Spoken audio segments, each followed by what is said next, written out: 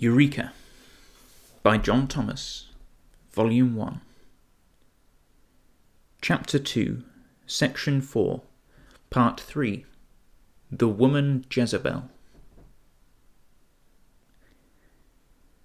As we have shown in our exposition of the apocalyptic Balaam and Nicolaitans, there existed a class of teachers calling themselves Christians, contemporary with the apostles, who taught another gospel, and set forth a Jesus which Paul styled another Jesus, both of which, that is, the Jesus and their gospel, were different from the real Jesus and the true gospel proclaimed by the apostles, and subversive of the divine teaching concerning them.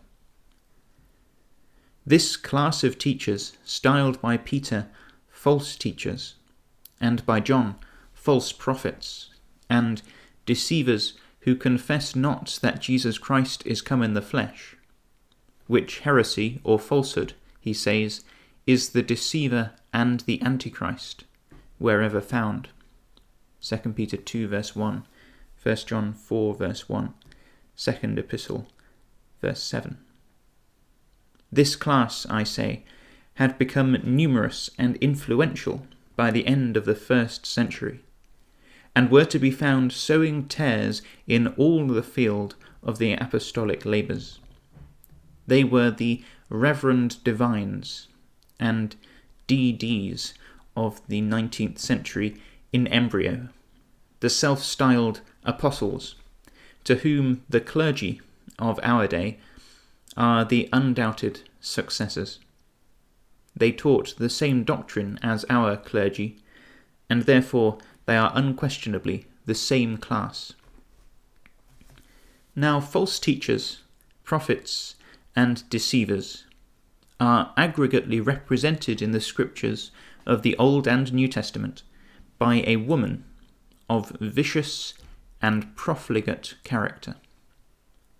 Thus the Spirt in Ezekiel 22 verse 25, in speaking of the leaders of the people in Jerusalem, says, "There is a conspiracy of her prophets in the midst thereof.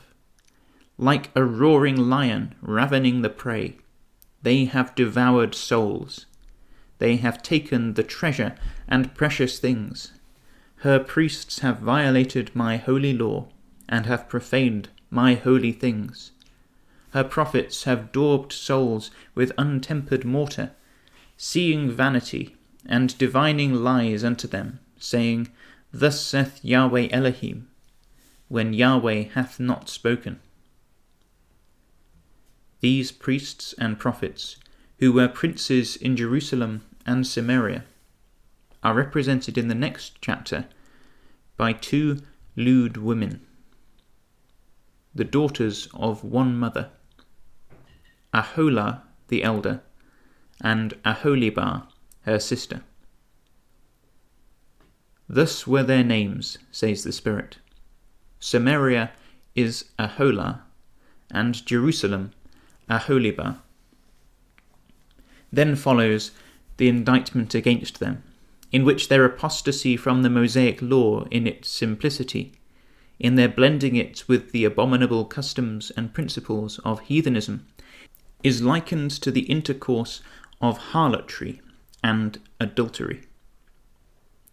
The priests and prophets of Samaria were Aholah, the harlot daughter of the comely and delicate woman, Zion under the law, Jeremiah 6 verse 2. And the same class in Jerusalem were Aholibah, the younger harlot of the same mother, more corrupt in her inordinate love than Aholah. In the New Testament, the disciples of Jesus Anointed, who, though not all elders, apostles, prophets, evangelists, pastors, and teachers, are all living stones built up a spiritual house, a holy and royal priesthood, a holy nation, a purchased people. Ephesians 4 verse 11, 1 Peter 2 verses 5 and 9, Revelation 5 verses 9 and 10.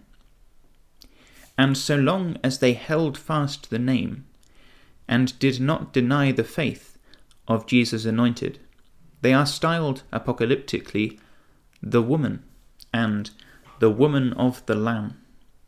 Hebrews 3 verses 6 and 14, Revelation 12 verses 6, 14, 16 and 17, and chapter 19 verses 7 and 8. But when a schism of this one body was elaborated by false teaching, the teachers, and those who followed the teaching, ceased to be of the woman of the Lamb, but became a woman, or an adulteress. Such had become the situation of affairs by the close of the 1st century. There were 2 women in the Roman habitable claiming to be the spouse of Christ. The one, a chaste virgin, begotten and espoused to one husband, the Christ, by the word. 2 Corinthians 11 verse 2, 1 Corinthians 4 verse 15, and Ephesians 5 verse 26. The other, a woman drunken and adulterous, and the mother of a progeny of harlots, and of the abominations of the earth. Revelation 17 verses 1 to 6, and 14 verse 4. All of them, mother and daughters, begotten of the traditions and commandments of men, making void the word of God. Between these 2 women there was rivalry and indignation. The adulteress proclaimed that she was rich and increased in goods, and had need of nothing, and invited the world in all its filthy garments to her embrace. This is what is proverbially styled the world and his woman, called by his friends and boon companions the church. Scripturally, they are Ahab and Jezebel, the adversaries and destroyers of the saints, and wherever any of their prophets are found ministering before the people, there the principles of the flesh and the gospel-nullifying traditions of men are glorified and prevail, because, being of the world, therefore speak they of the world, and the world heareth them. 1 John 4 verse 5. This is an unmistakable criterion. The world will not listen to the counsel and support any women, but Jezebel and her daughters. Whatever preacher will present himself in the name of Jezebel, him will the world listen to with open mouth and ears, for the principles he inculcates are what the flesh approves. The apocalyptic woman that had been manifested in John's day was styled Jezebel, because the character of the class of false teachers was analogous to that of the wife of Ahab, known in Jewish history by that name. Hence the literal Jezebel was made the type or pattern of the class, which became the figurative Jezebel. There was no literal woman named Jezebel in Thyatira, claiming to be a Christian, any more than there was a literal Antipas and Balaam in Pergamos of these names. At least history gives no account of any. Therefore the typical Jezebel must be that Jezebel of the Old Testament.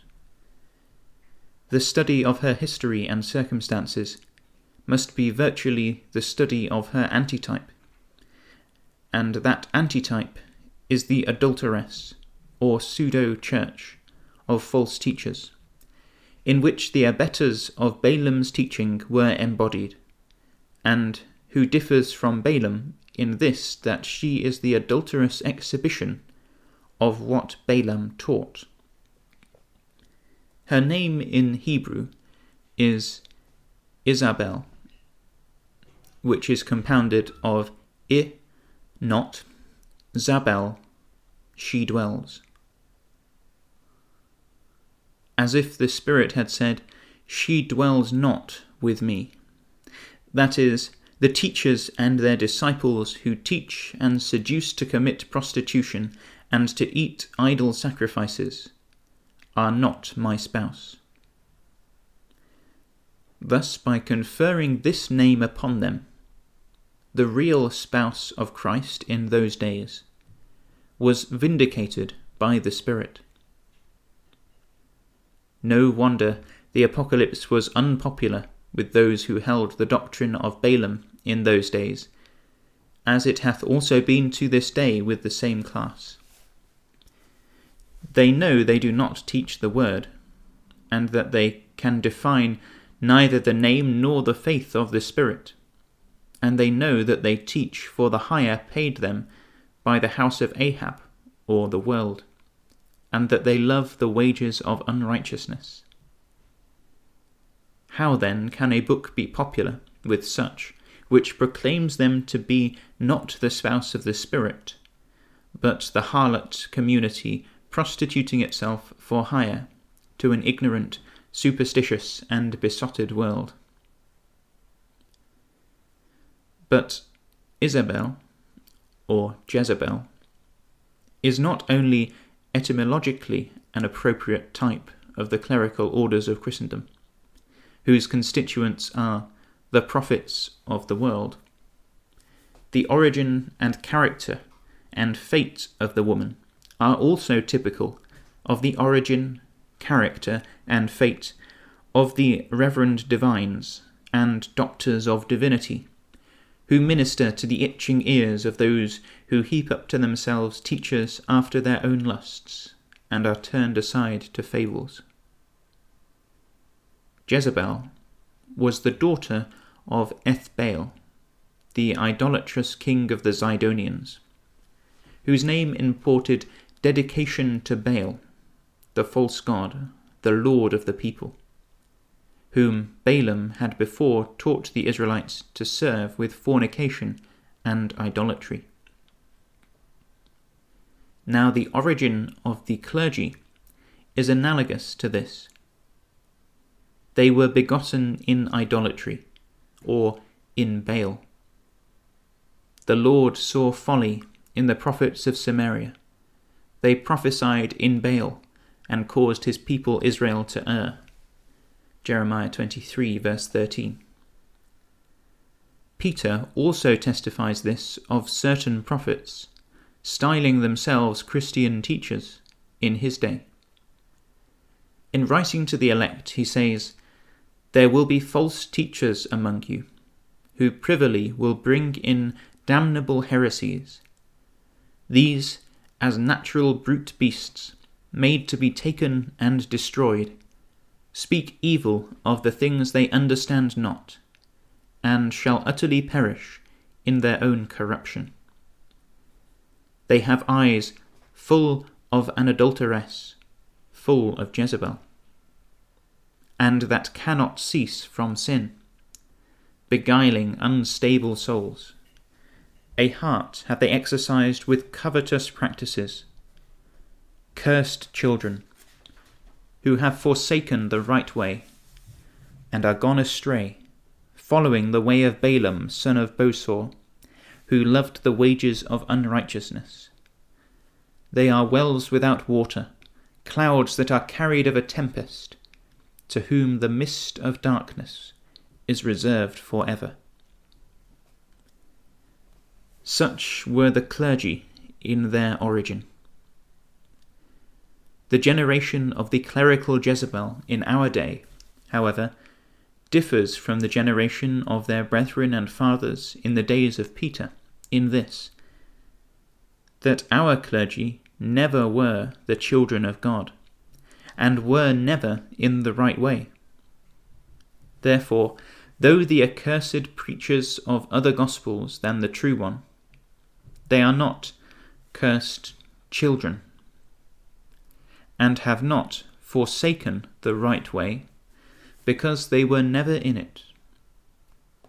The way of Balaam is emphatically the way of the clergy in all post-apostolical and premillennial generations. Their eyes are full of Jezebel, whose original practice is proverbially the ministerial sin.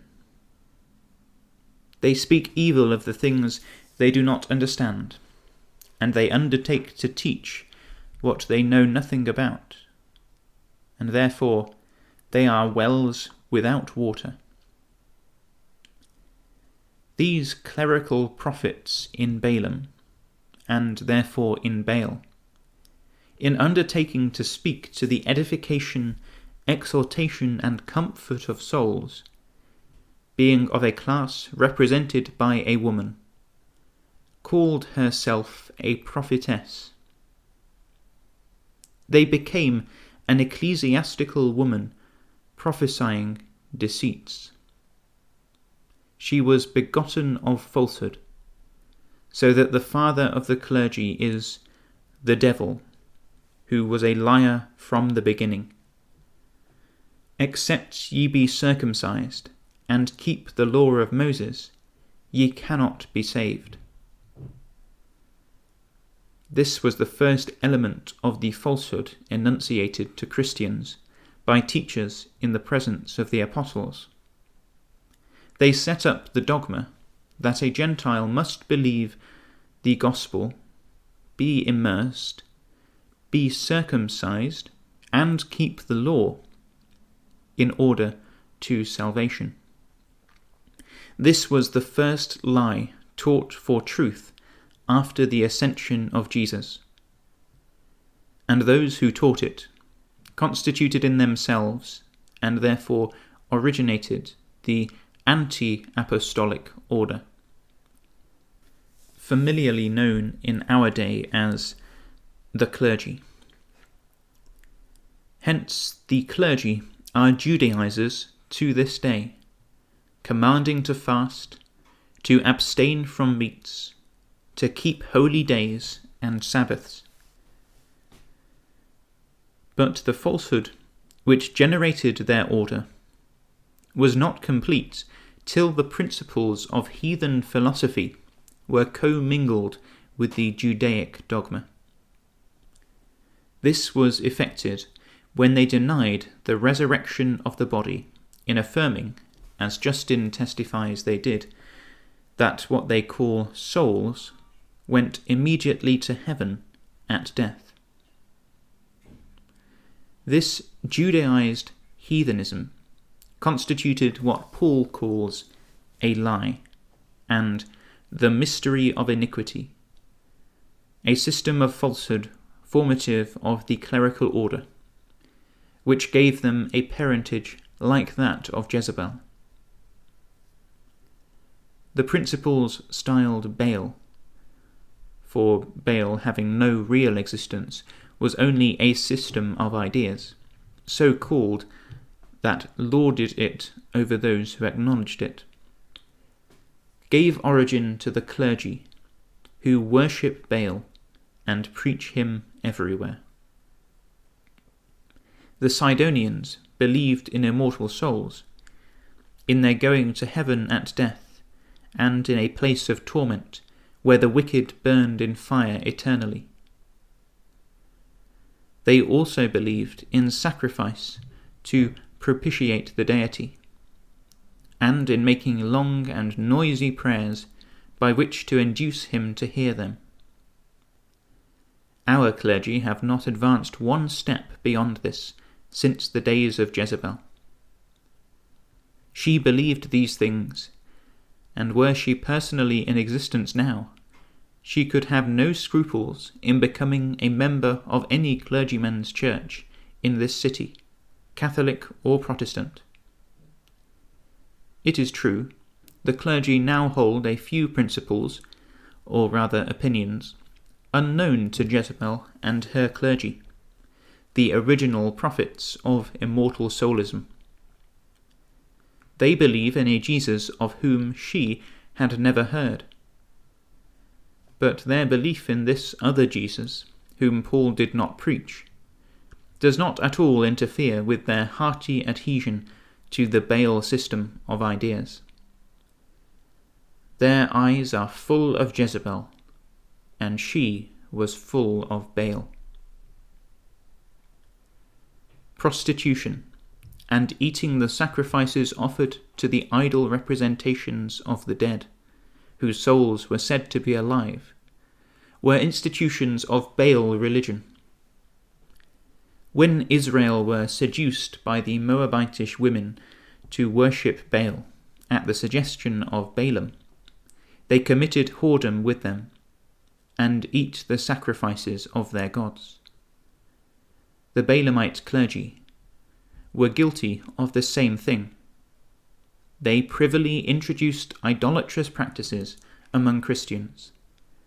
They taught them to eat of the sacrifices sold as holy meat, by which they became partakers of the idol altars, and propitiated the heathen, for in so doing they contributed to the support of the pagan priesthood.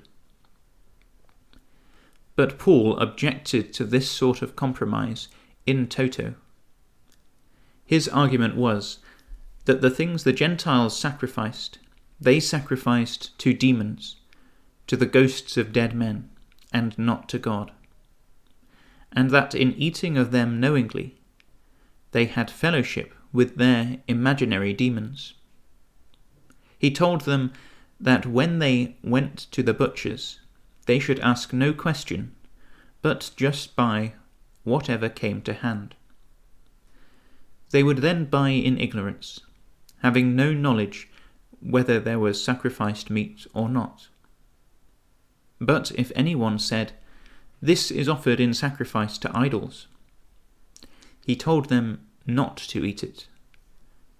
For the eating then involved a principle of fellowship with deified ghosts in the judgment of him who invited to eat. Paul's anxiety was that the Corinthian brethren should not have fellowship with demons, or deified imaginary ghosts called immortal souls.